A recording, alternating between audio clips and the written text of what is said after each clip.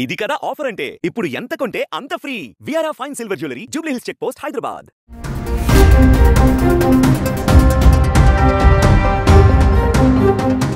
అయోధ్య రామాలయం పైన తీవ్రవాద సంస్థలు భారీ ఉగ్రదాడికి ప్లాన్ చేశాయి.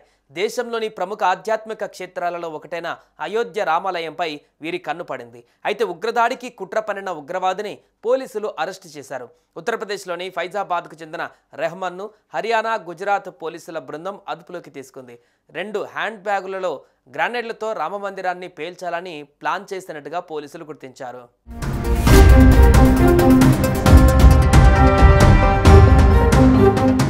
హిందువుల ఆరాధ్య దైవం శ్రీరాముడు జన్మించిన ప్రదేశంగా అయోధ్యను సందర్శించి బాలరాముడిని కొలుస్తారు.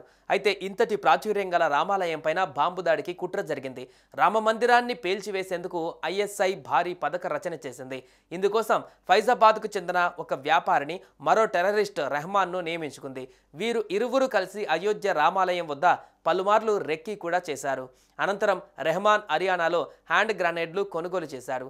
రైల్లో ఫరియాబాద్ నుంచి ఫైజాబాద్ వస్తుండగా నిఘా వర్గాల పక్కా సమాచారంతో Gujarat ATF, Faridabad STF teams రెహమాన్ను అదుపులోకి తీసుకున్నాయి. రహస్య ప్రదేశంలో విచారణ జరుపుతున్నట్టుగా సమాచారం.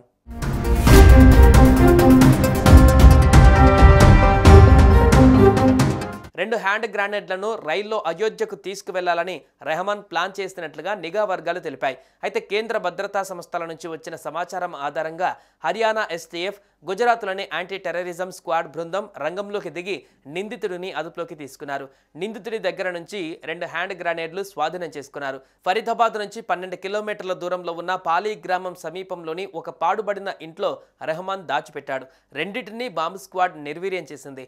నిందితుడిని ఏటీఎస్ బృందం గుజరాత్కు తీసుకువెళ్లి విచారిస్తున్నారు. పాకిస్తాన్ ఉగ్రవాద సంస్థలతో రెహమాన్కు సంబంధం ఉన్నట్లుగా పోలీసులు గుర్తించారు. రెహమాన్ మాంసం దుకాణంతో పాటు ఆటో నడిపిస్తున్నాడు.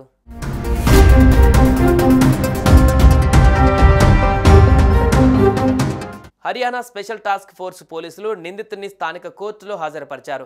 రెహమాన్ను 10 రోజులు పోలీస్ కస్టడీకి న్యాయస్థానం అప్పగించింది. పాకిస్తాన్ ఐఎస్ఐ కొంతకాలంగా అయోధ్య పైన దాడికి కుట్ర పన్నినట్లుగా వర్గాలు పేర్కొన్నాయి. రెహమాన్ ఇస్లామిక్ సమావేశాలలో కూడా పాల్గొన్నట్లు గుర్తించారు. 2024 జనవరిలో అయోధ్య రామ మందిరం ప్రారంభమైంది. ఆ సమయంలో రెహమాన్ మందిరం వద్ద అనేక రౌండ్లు వేసినట్లుగా తెలుస్తుంది. అంతేకాకుండా నిఘా కూడా ఉంచినట్టు కనిపెట్టారు. ఇక్కడ సమాచారాన్ని ఎప్పటికప్పుడు పాకిస్తాన్ ఐఎస్ఐతో పంచుకున్నట్లు వర్గాలు వెల్లడించాయి. అయితే ఈ కుట్రలో మరింత మంది పాత్ర ఉంటుందని పోలీసులు అనుమానిస్తున్నారు. నిందితుడి నుంచి మరింత సమాచారాన్ని రాబట్టేందుకు ప్రయత్నిస్తున్నారు.